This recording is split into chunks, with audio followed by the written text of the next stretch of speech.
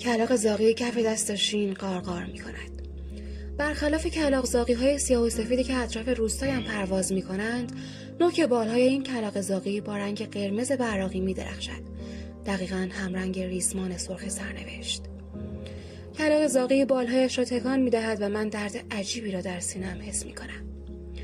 کرین جلو می آید. با گام‌های بلند فاصله کوتاه بینمان را طی می کند.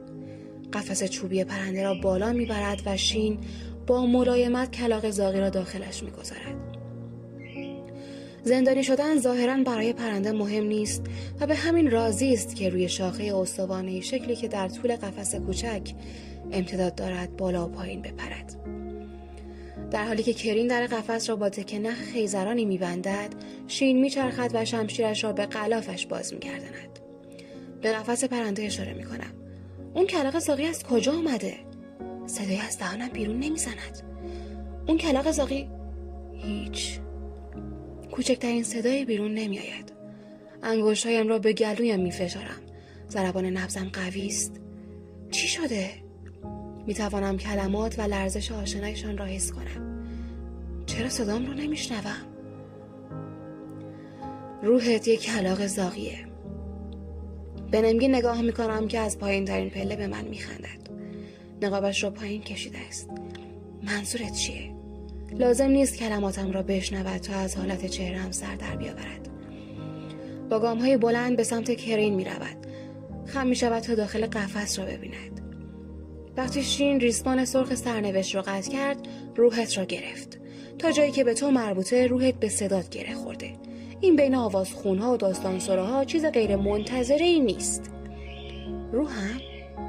بر اثر کوبیدن انگشتش به میله‌های چوبی قفس، کلاغ زاغی بالهای نوک قرمزش را از هم باز می‌کند. موقتیه، زیاد جدی نیست. مثل این میمونه که قلبت هر 3 ثانیه یک بار نزنه. رنگ از صورتم میپرد، چون این در واقع خیلی جدی به نظر میرسد.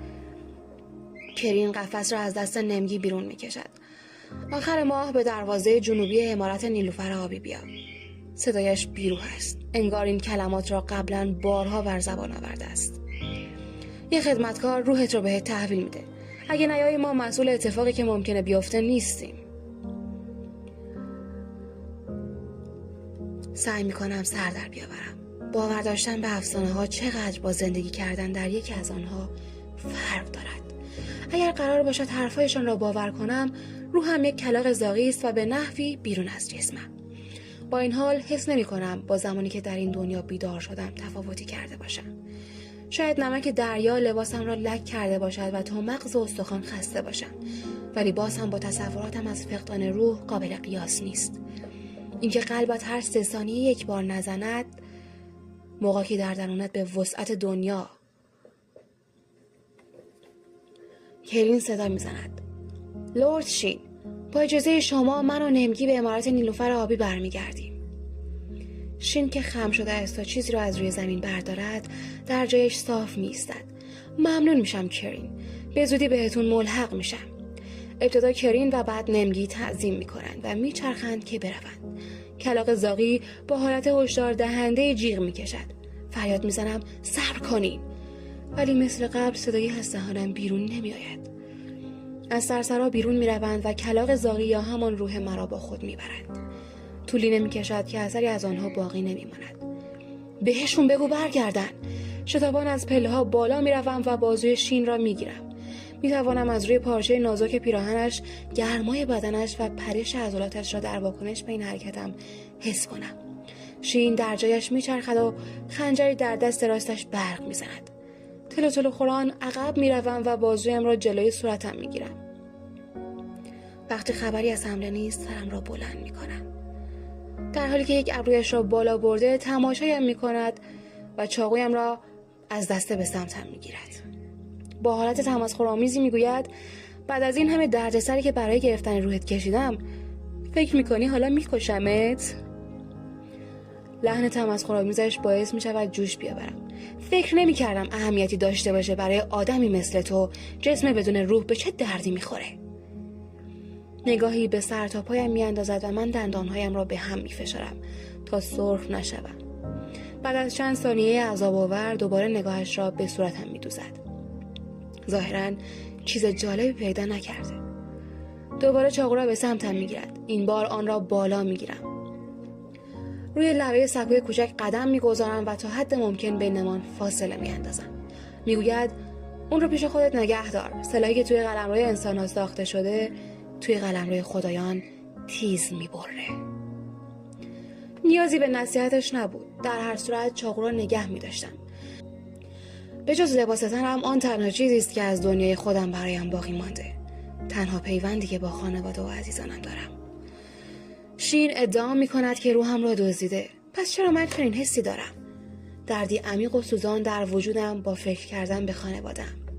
اگر این درد از روحم نیست، پس از کجاست؟ مادر بزرگم این چاقو رو بهم داد. انگشت شستم را به ماه زمختی میکشم که روی دسته استخوانی آن حک شده.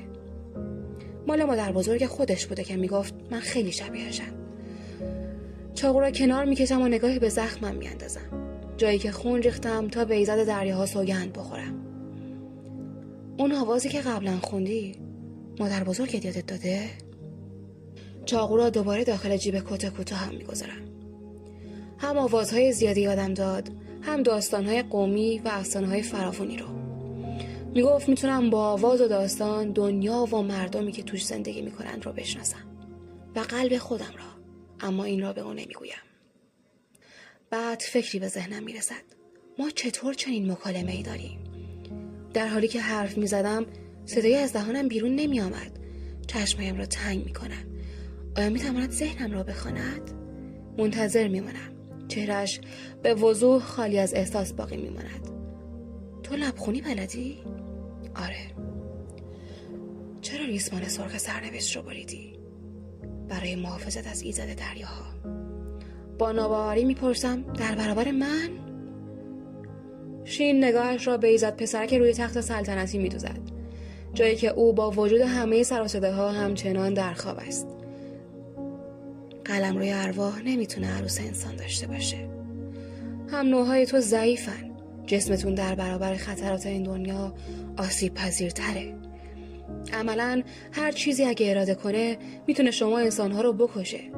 ریسمان سرخ سرنوشت رویت رو به ایزد دریاها گره میزنه.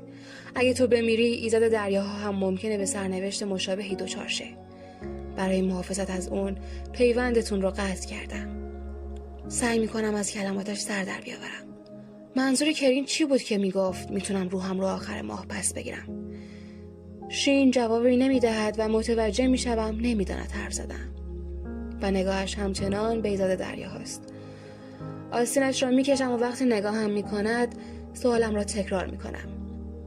تا ماه دیگه 30 روز از اومدنت به قلمرو ارواح میذاره. بعدش به روح تبدیل میشی.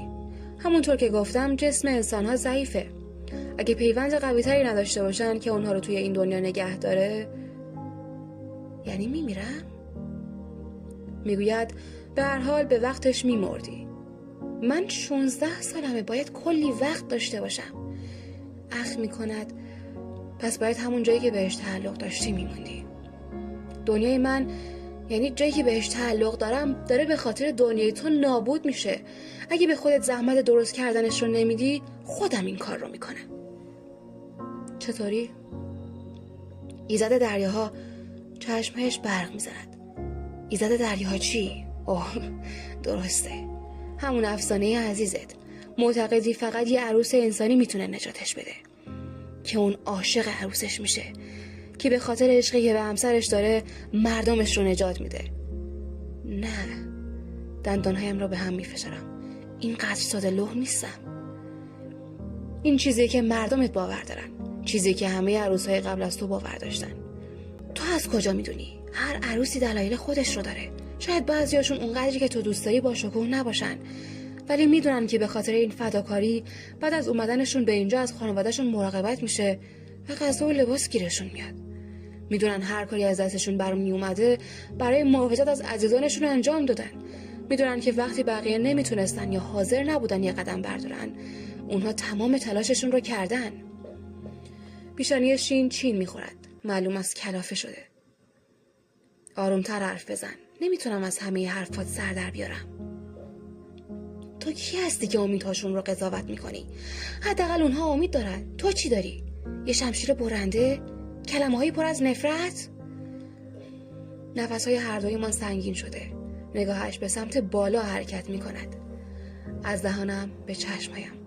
آهسته می‌گوید به عنوان کسی که نمیتونه حرف بزنه چیزهای زیادی برای گفتن داری. چیزی در صدایش هست. احترام. از قیافش معلوم است قصد دارد بیشتر بگوید ولی رو برمیگرداند. اما اهمیتی نداره. شاید توی یه زندگی دیگه ساحل مهمون نوازتری نسبت به اینجا پیدا می‌کردی. ولی دریای اینجا تاریکه.